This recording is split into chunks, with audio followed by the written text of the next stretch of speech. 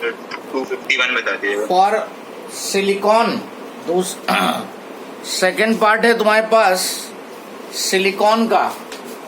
Silicon is semiconductor, this is for nichrome, this is alloy. और silicon जो है semiconductor, it's resistivity decreases with increase in temperature. ये तुम्हारा silicon के लिए हो गया, which is the semiconductor.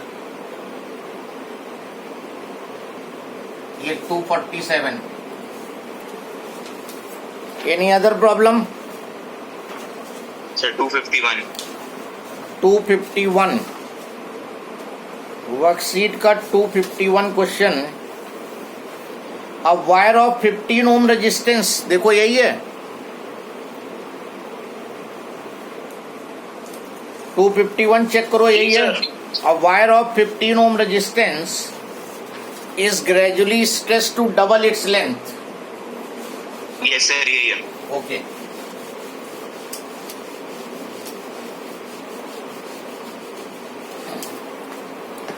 A wire of 15 ohm resistance, ये 15 ohm resistance का वायर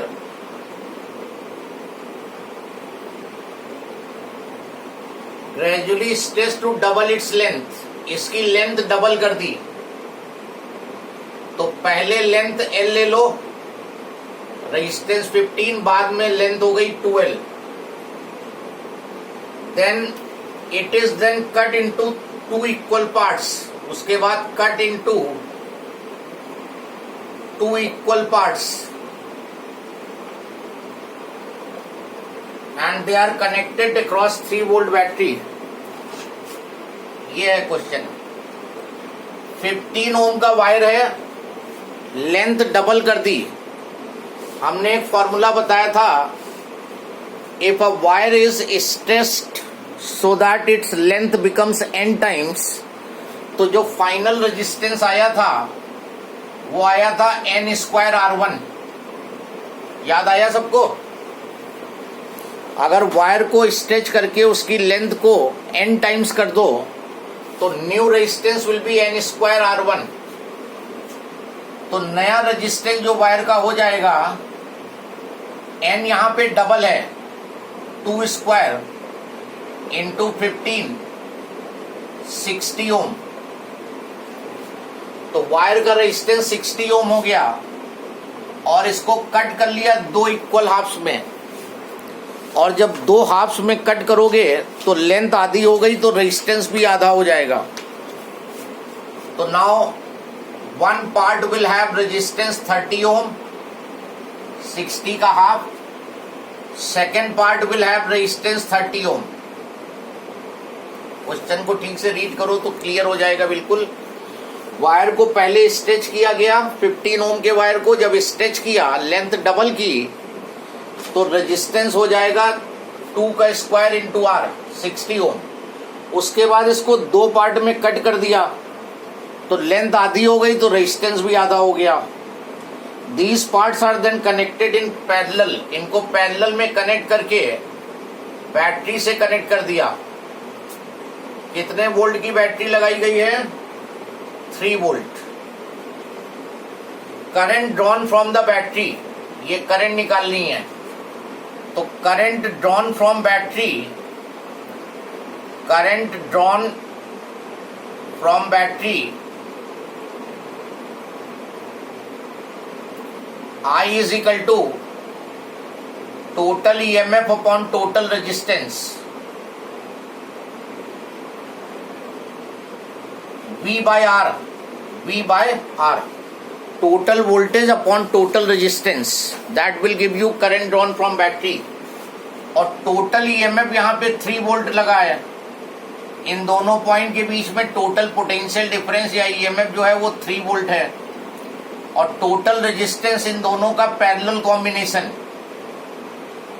पैरेलल में आ जाएगा 30 into 30 upon 30 plus 30, 15 ohm, divide by 15, 1/5, 0.2 ampere current is drawn from the battery.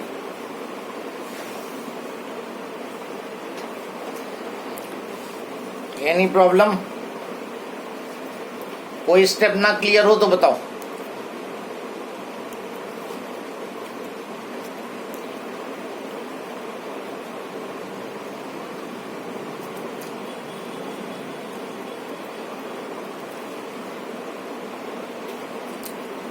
In any step, if you have problem, tell me.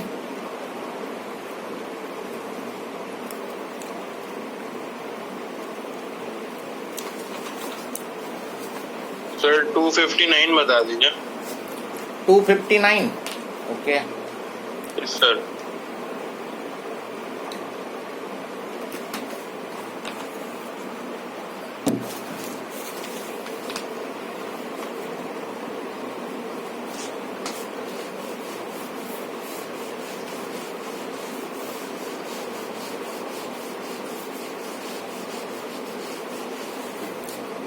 Question number 259. The resistance of platinum wire of platinum resistance thermometer at ice point. Ice point जो होता है, the temperature at which ice melt. This is the temperature at which ice melt. तो ये 0 degree centigrade पे ice melt करती है. तो R0 जो है वो तुम्हें दिया है 5 ओम. आइस पॉइंट मतलब 0 डिग्री पे वायर का resistance 5 ohm. And at steam point, ये जो स्टीम पॉइंट होता है, temperature at which water boils, जिस टेम्परेचर पे वाटर बॉईल करता है वो स्टीम पॉइंट कहलाता है. तो 100 डिग्री हुआ. तो resistance at steam point that is R100 is 5.23 ohm. When the thermometer is inserted in hot bath, the resistance of platinum wire is 5.795 ohm. ये किसी अननोन टेम्परेचर पे है. We don't know the temperature of that bath. तो temperature T निकालना है. तो I think now you can do it. RT is equal to R0 1 plus alpha T formula होता है रेजिस्टेंस टेम्परेचर रिलेशन. इसमें R100 given है तो R100 ले लो पहले. R0 1 प्लस अल्फा T, इन दोनों को यूज करो. R100 है 5.23, R0 है 5, 1 प्लस अल्फा, ये 0 है, ये 100 डिग्री है. तो टेम्परेचर चेंज हुआ 100 का. यहां से अल्फा फाइंड कर दो और फिर इस फॉर्मूले में आ जाओ. RT is equal to R0 1 plus alpha T. RT की जगह ये ले लो 5.795. R0 तुम्हें मालूम है 5, 1 प्लस अल्फा यहां से ले आओ और ये 0 डिग्री है, ये T डिग्री है. तो टेम्परेचर चेंज T, ये T निकाल लो, आंसर आ जाएगा. सर 239. मेरे पास तो आंसर 345 आ रहा है. नहीं सर, क्वेश्चन नंबर बोल रहा हूँ. अच्छा, 345.65 डिग्री सेंटीग्रेड. इसका T निकल के आएगा. यहां से अल्फा निकालना, यहां पुट कर देना. Which question? 239. 239.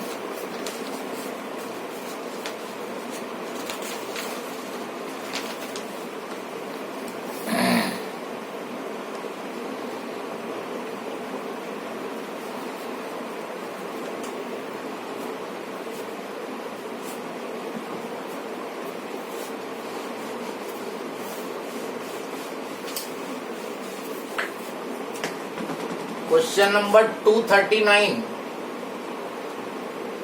ये सर्किट शायद दिया हुआ है।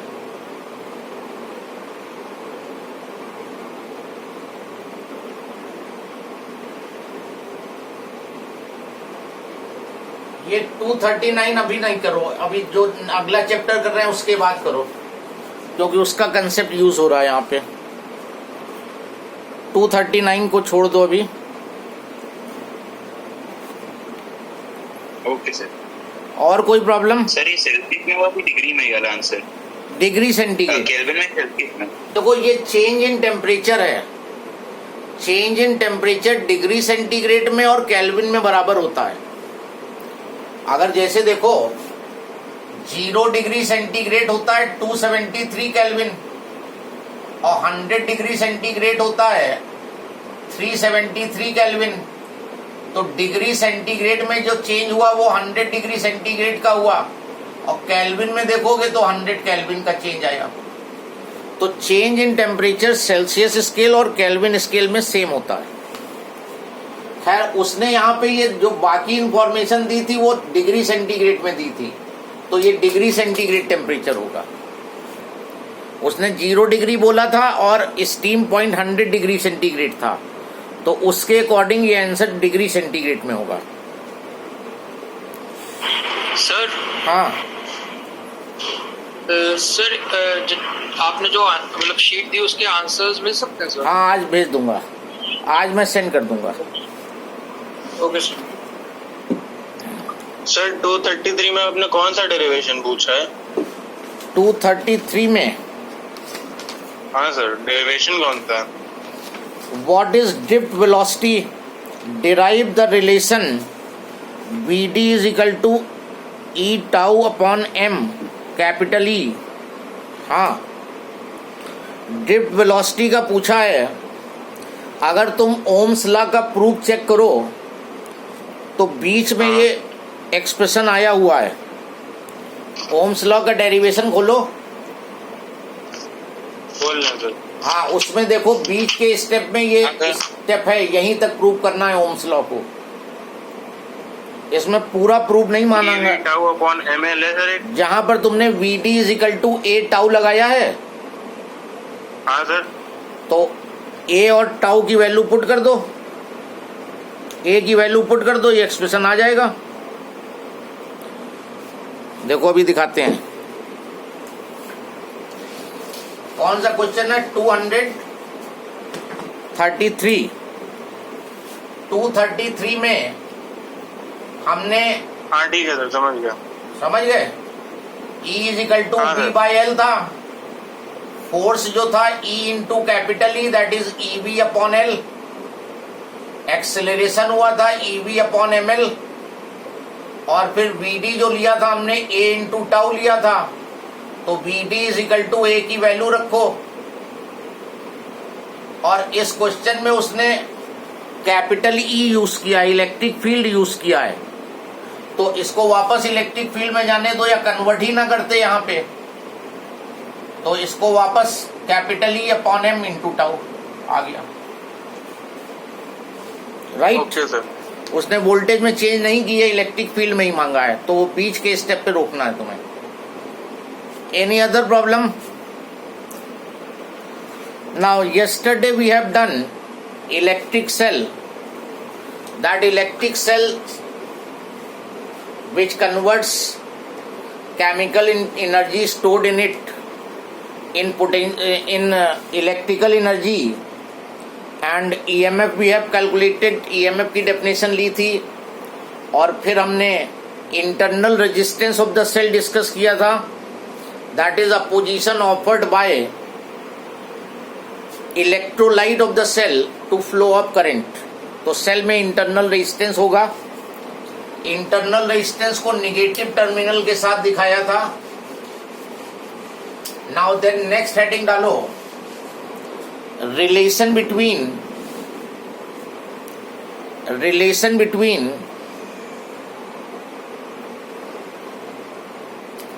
EMF of cell, comma, terminal voltage, comma, current and internal resistance.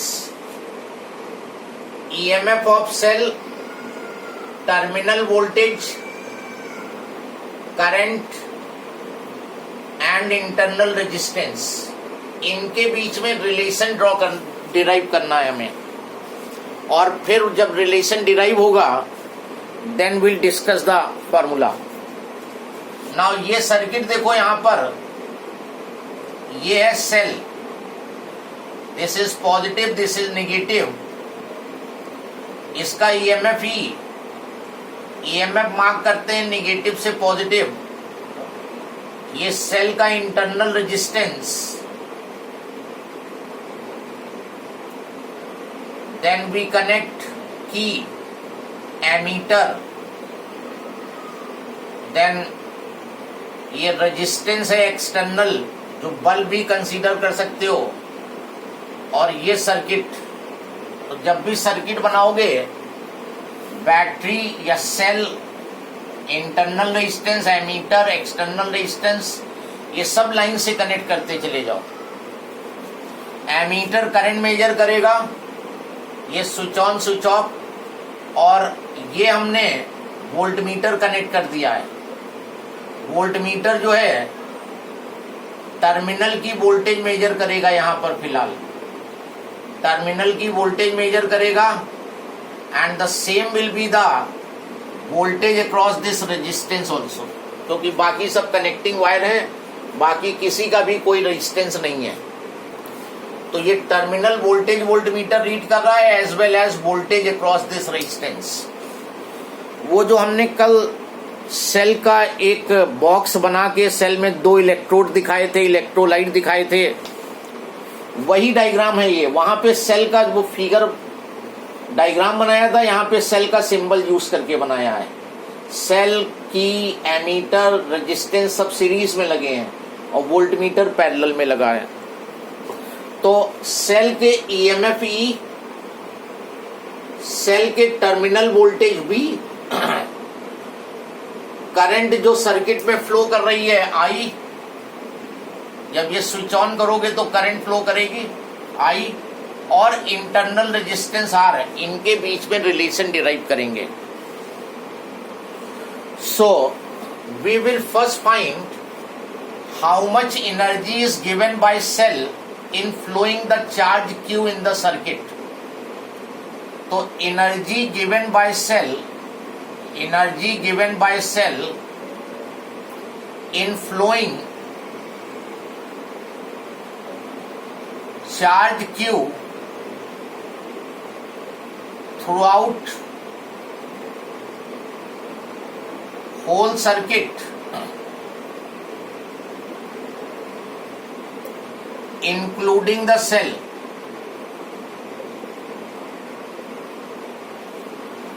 कोई बता सकता है कि what will be the energy given by cell in flowing charge Q throughout the whole circuit?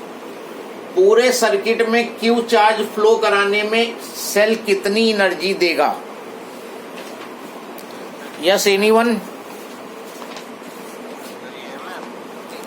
तेज बोलो. ईएमएफ तो होता है, ईएमएफ की कल डेफिनेशन लिखाई थी, energy given by cell in flowing unit charge throughout the whole circuit. और हम यहाँ पे क्यू चार्ज की बात कर रहे हैं. 1 कूलम को फ्लो कराने के लिए एनर्जी ई थी, तो क्यू कूलम के लिए एनर्जी होगी Q इंटू ई. अगर तुम्हें पूरे सर्किट में 1 कूलम चार्ज फ्लो कराना है तो जो एनर्जी गिवन होगी वो ईएमएफ के बराबर होगी. लेकिन अगर Q कूलम को फ्लो करा रहे हो तो जो एनर्जी सेल ने दी होगी वो Q इंटू ई होगी. अब सेल ने जो एनर्जी दी, इस सेल ने जो भी एनर्जी दी, कनेक्टिंग वायर में कोई एनर्जी यूज नहीं होगी, की में कुछ नहीं यूज होगा, इधर करंट नहीं जाएगी. एमीटर ऑलमोस्ट 0 रेजिस्टेंस होता है, तो कुछ एनर्जी यहां पे यूज होगी रेजिस्टेंस में, and some part will be used across internal resistance.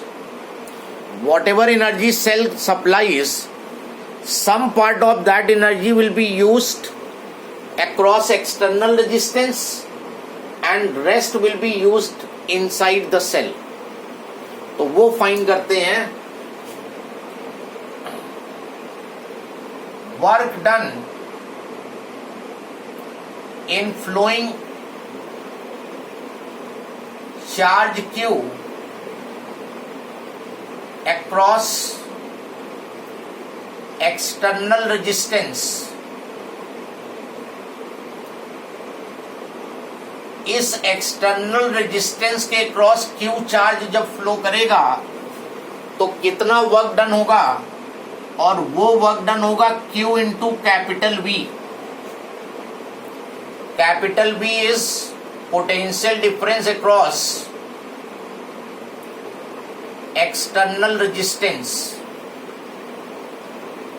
और ये जो पोटेंशियल डिफरेंस मेजर होगा वो ये वोल्टमीटर की रीडिंग होगी.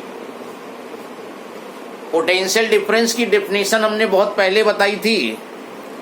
पोटेंशियल डिफरेंस होता है work done in taking unit positive charge from one point two another. 1 coulomb charge को यहां से यहां ले जाने में वर्क होगा V के बराबर, और Q कूलम ले जाओगे तो वर्क QV हो जाएगा. Then rest will be used across this internal resistance inside the cell. तो work done in flowing charge Q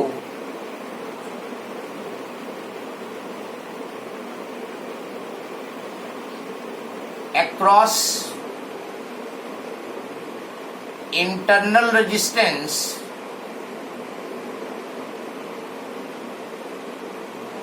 inside cell.